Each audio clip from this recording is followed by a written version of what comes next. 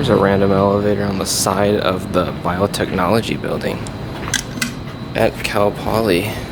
Oh, what the heck? They're gonna switch directions? Yep. Model US SoftTouch, probably.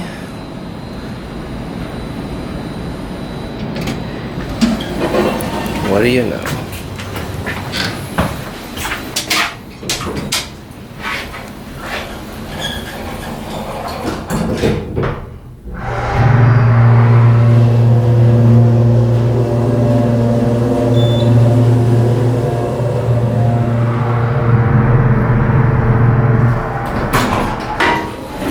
Very loud.